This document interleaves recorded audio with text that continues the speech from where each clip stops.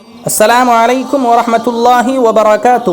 ناظرین و سامعین، استقبال ہے آپ کا بزم تھانوی یوٹیوب چینل پر۔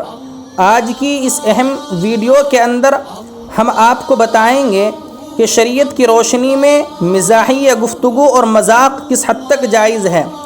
ہمارے معاشرے میں خوشگوار ماحول پیدا کرنے اور کبھی تفریح طبع کے لیے مزاح و مذاق جو ایک حد میں ہو قابل اعتراض نہیں بلکہ ضروری ہے۔ یہ انسانی فطرت ہے کہ اگر وہ کسی ایک کام میں مستقل لگا رہے تو تھک جاتا ہے اور اس کا کام بھی متاثر ہو جاتا ہے۔ یہ اور اس طرح کے کچھ اور مقاصد ہیں جس کی وجہ سے شریعت اسلامیہ میں مزاحیہ گفتگو و مذاق کو حدود و قیود کے ساتھ جائز قرار دیا گیا ہے۔ خود صاحب شریعت نبی اکرم صلی اللہ علیہ وسلم نے اس کو عملاً کچھ موقعوں پر کیا ہے۔ مثال کے طور پر حضرت انس ابن مالک رضی اللہ تعالی عنہ سے روایت ہے کہ ایک شخص نے نبی اکرم صلی اللہ علیہ وسلم سے سواری کے لیے جانور مانگا۔ آپ صلی اللہ علیہ وسلم نے مزاحاً فرمایا، میں تجھے اونٹنی کے بچے پر سوار کروں گا۔ اس نے عرض کیا، یا رسول اللہ، میں اونٹنی کے بچے کا کیا کروں گا؟ آپ صلی اللہ علیہ وسلم نے فرمایا، اونٹنیاں ہی تو اونٹ پیدا کرتی ہیں، لہذا ہر اونٹ اونٹنی کا بچہ ہوا۔ ترمذی شریف کی روایت۔ یہاں اس نقطے کا ذکر ضروری ہے کہ اگر ہمارے مزاج میں سختی ہے اور ہم لوگوں سے مزاح و مذاق اور گھل مل کر رہنا پسند نہیں کرتے تو یہ ہمارے لیے عیب کی بات ہے، کیونکہ اس صورت میں ہم دوسروں کے لیے نافع نہیں بن سکتے اور ایک خوبصورت معاشرے کی تشکیل میں ہمارا کوئی کردار نہیں ہو سکتا۔ یہاں ہمیں یہ بات بھی ذہن میں رکھنی چاہیے کہ ہم مثبت سوچ اور طرز عمل کے ساتھ وقتاً فوقتاً مزاح یا گفتگو و مذاق تو کریں، لیکن اس میں اس حد تک آگے نہ بڑھ جائیں کہ وہ دوسروں کے لیے باعث اذیت، باعث تکلیف بن جائے، کیونکہ شریعت نے ہمیں اس باب میں حد سے تجاوز کرنے سے روکا ہے۔ چنانچہ قرآن مجید میں اللہ رب العزت کا ارشاد گرامی ہے، اے ایمان والو، کوئی قوم کسی قوم کا مذاق نہ اڑائے۔ ممکن ہے وہ لوگ ان تمسخر کرنے والوں سے، مذاق اڑانے والوں سے بہتر ہوں، اور نہ عورتیں ہی دوسری عورتوں کا مذاق اڑائیں۔ ممکن ہے وہی عورتیں ان مذاق اڑانے والی عورتوں سے بہتر ہوں، اور نہ آپس میں طعنہ زنی اور الزام تراشی کیا کرو، اور نہ ایک دوسرے کے برے نام رکھا کرو۔ کسی کے ایمان لانے کے بعد اسے فاسق و بد کردار کہنا بہت ہی برا نام ہے، اور جس نے توبہ نہیں کی سو وہی لوگ ظالم ہیں۔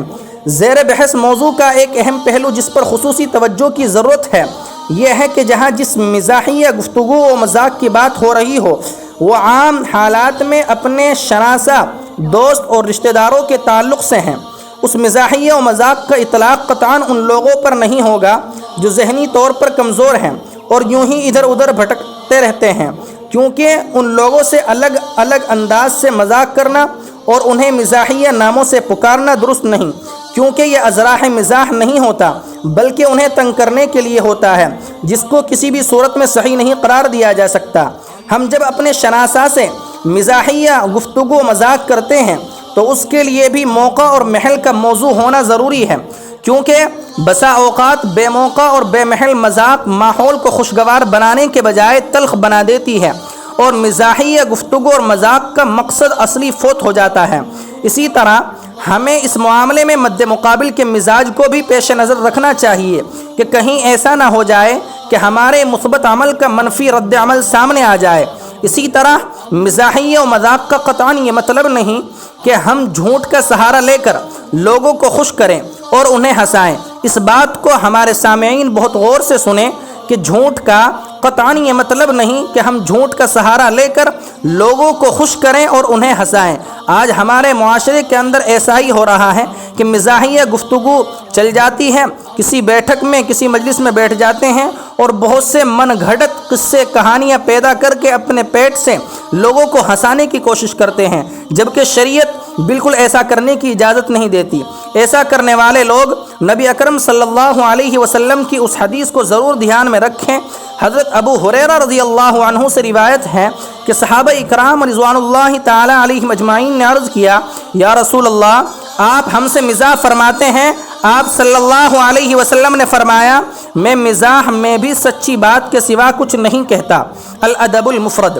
خلاصہ یہ ہے کہ ہم بالکل خشک مزاج بھی نہ بنیں اور مذاق و مزاح میں اس قدر بھی آگے نہ بڑھ جائیں کہ حدود و شریعت سے بھی باہر نکل جائیں اور دوسروں کے لیے باعث اذیت بن جائیں۔